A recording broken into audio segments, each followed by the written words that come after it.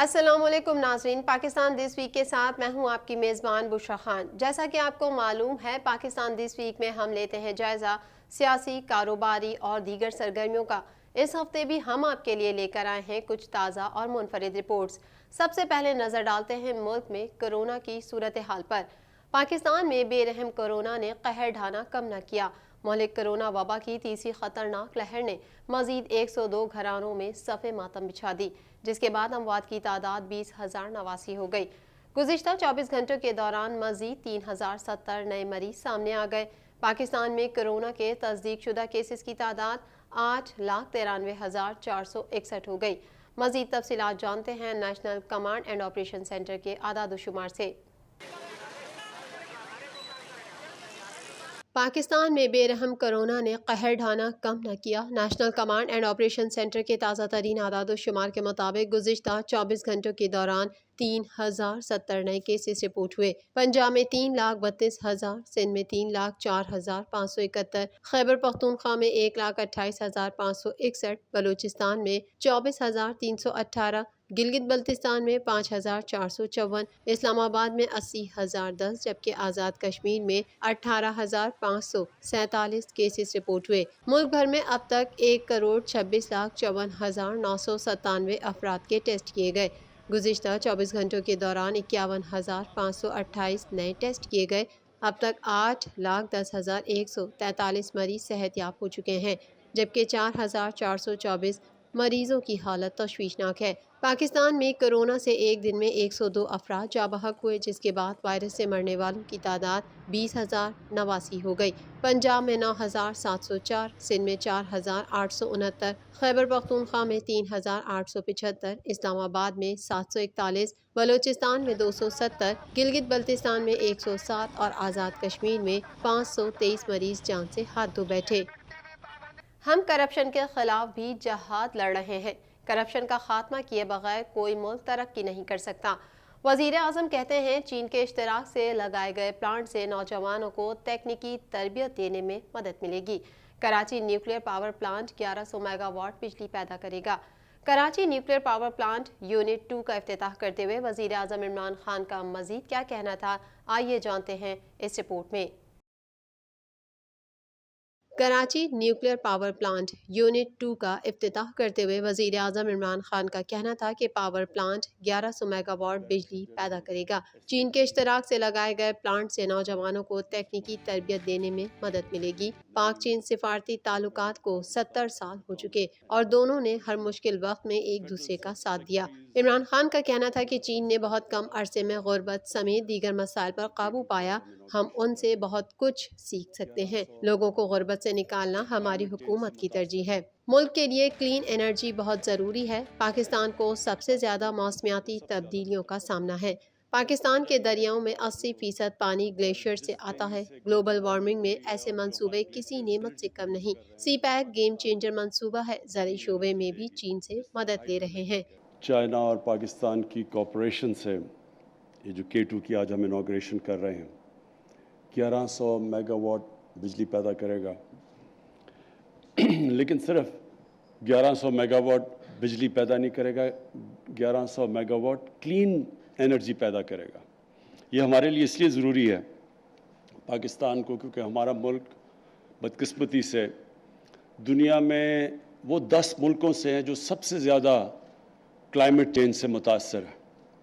وزیر اعظم نے کہا کہ ہم کرپشن کے خلاف بھی جہاد لڑ رہے ہیں۔ کرپشن کا خاتمہ کیے بغیر کوئی ملک ترقی نہیں کر سکتا۔ جب تک طاقتور قانون کے نیچے نہیں آئے گا، ترقی ممکن نہیں۔ چین نے کئی لوگوں کو کرپشن پر سخت سزائیں دی ہیں۔ چین میں دیکھا گیا کہ اوپر کی کرپشن پر ہاتھ ڈالا گیا تب ملک میں کرپشن کم ہوتی ہے۔ اور یہ اسپیشلی پریزیڈنٹ شی جن پنگ جس طرح انہوں نے کرپشن کے خلاف جہاد لڑی ہے، اور انہوں نے یہ شو کیا ہے کہ پروگریس ہو ہی نہیں سکتا، ایک ملک ترقی کر ہی نہیں سکتا جب تک، اور کرپشن نچلی سطح کی نہیں، انہوں نے نچلی سطح بھی ٹیکل کی، لیکن اوپر کی سطح کی کرپشن کو جب تک آپ ٹیکل نہیں کرتے۔ فلسطین سے اسرائیل کا قبضہ ختم ہونا چاہیے۔ وزیر خارجہ شاہ محمود قریشی کہتے ہیں پاکستان غزہ میں اسرائیل حماس جنگ بندی کا خیر مقدم کرتا ہے۔ وزیر خارجہ شاہ محمود قریشی نے کہا کہ دعا ہے یہ جنگ بندی فلسطین میں امن کی جانب پہلا قدم ثابت ہو۔ مزید تفصیلات اس رپورٹ میں۔ پاکستان کی جانب سے غزہ میں اسرائیل اور حماس کے مابین جنگ بندی کا خیر مقدم کیا گیا ہے۔ سماجی رابطے کی ویب سائٹ ٹویٹر پر ٹویٹ کرتے ہوئے وزیر خارجہ شاہ محمود قریشی نے کہا کہ یہ متحد اور اجتماعی اقدام کی طاقت ہے۔ یہ ایک جائز مقصد کے لیے ہر شخص اور ہر قوم کی کوششوں کا نتیجہ ہے۔ دعا ہے کہ یہ جنگ بندی فلسطین میں امن کی جانب پہلا قدم ثابت ہو۔ شاہ محمود قریشی نے کہا کہ فلسطین سے اسرائیل کا قبضہ ختم ہونا چاہیے اور مقبوضہ فلسطین میں غیر قانونی یہودی آباد کاری اور نسل پرستی پر مبنی حکومت کا خاتمہ ہونا چاہیے۔ اقوام متحدہ کی قراردادوں کی روشنی میں آزاد خود مختار فلسطینی ریاست کا قیام ناگزیر ہے جس کا دارالحکومت القدس شریف ہو۔ پاکستان بھر میں یوم یکجہتی فلسطین منایا گیا۔ ملک بھر کے درجنوں مقامات پر غزہ میں اسرائیلی مظالم کے خلاف احتجاجی مظاہرے اور ریلیاں نکالی گئیں۔ یوم یکجہتی فلسطین کے موقع پر ملک بھر میں درجنوں مقامات پر فلسطینی مسلمان بھائیوں سے اظہار یکجہتی کے لیے ہاتھوں میں ہاتھ ڈال کر زنجیریں بنائی گئیں اور فلک شگاف نعروں سے اسرائیلی جوہریت کے خلاف پیغام دیا گیا۔ مزید احوال اس رپورٹ میں۔ ملک بھر میں سرکاری طور پر یوم فلسطین منایا گیا اور غزہ میں اسرائیلی مظالم کے خلاف احتجاجی مظاہرے اور ریلیاں نکالی گئیں۔ فلسطین سے اظہار یکجہتی کے لیے لبرٹی چوک لاہور میں پنجاب حکومت اور سول سوسائٹی کے زیر اہتمام ریلی نکالی گئی جس میں خواتین، بچے، بوڑھے اور مختلف اداروں کے ملازمین نے شرکت کی۔ فردوس عاشقاوان بھی اس ریلی میں شریک ہوئیں۔ مظاہرین نے اسرائیل اور امریکہ کے خلاف نعرے بازی کی۔ انہوں نے فلسطین کے پرچم اٹھا رکھے تھے۔ فردوس عاشقاوان کا کہنا تھا کہ ریلوے ملازمین نے بھی فلسطین کے ساتھ اظہار یکجہتی کے لیے ڈیزل شیڈ رننگ سے مین روڈ تک احتجاجی مظاہرہ کیا اور اسرائیل کا پتلا نذر آتش کیا۔ اور انشاءاللہ ہم اسرائیل کو ان جرائم کے پیچھے چھپنے نہیں دیں گے اور انشاءاللہ پاکستان کی حکومت، پاکستان کی عوام اور پنجاب خصوصاً ایک ہراول دستے کا کردار ادا کرتے ہوئے مسلم امہ کو یکجا کر کے جو فلسطینیوں کا جائز حق ہے وہ دلانے میں پاکستان کلیدی کردار ادا کرے گا۔ نماز جمعہ کے بعد ملک بھر کی طرح کراچی پریس کلب کے باہر بھی مختلف تنظیموں کی جانب سے ریلیاں نکالی گئیں اور احتجاجی مظاہرے کیے گئے۔ ادارے عمران خان اور حکومت ایک پیج پر ہیں، شیخ رشید کہتے ہیں۔ لاہور میں پریس کانفرنس کرتے ہوئے وفاقی وزیر داخلہ شیخ رشید کا کہنا تھا کہ دنیا میں اپوزیشن لیڈر وطن واپس آتے ہیں، یہ لوگ باہر جانا چاہتے ہیں، بھگوڑے صورتحال کا سامنا کرنے کے بجائے بھاگ جاتے ہیں۔ وفاقی وزیر داخلہ شیخ رشید نے کہا ہے کہ عمران خان تمام مسائل سے سرخرو ہو کر نکلیں گے، انہیں کسی سے کوئی خطرہ نہیں۔ ادارے عمران خان اور حکومت ایک پیج پر ہیں۔ مزید تفصیلات جانتے ہیں لاہور میں ہونے والی پریس کانفرنس سے۔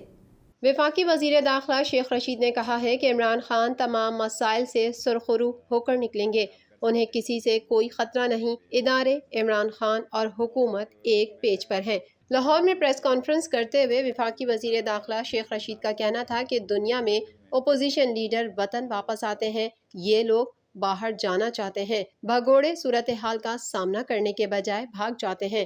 حدیبیہ کیس 2 سے 3 ہفتے میں دائر کر دیں گے۔ منی لانڈرنگ اور شوگر ملز کیس شہزاد اکبر دیکھ رہے ہیں۔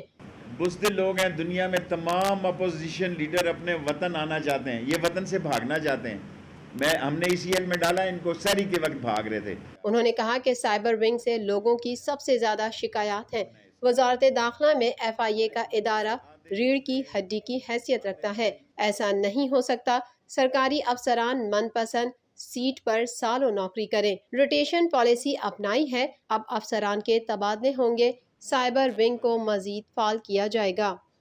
اور سیکنڈلی ہم نے روٹیشن پالیسی اپنائی ہے پرائم منسٹر صاحب کی ہدایت پہ کہ محکموں میں 18 20 سال سے ایک سیٹوں پہ لوگ بیٹھے ہوئے ہیں، سو ان کو دوسری جگہوں پر جانا ہوگا۔ یہ کوئی کمال نہیں ہے کہ آپ ایک ہی سیٹ پر اپنی ساری سروس کریں اور زندگی کی آدھی سروس آپ اپنی پسندیدہ سیٹوں پہ کریں۔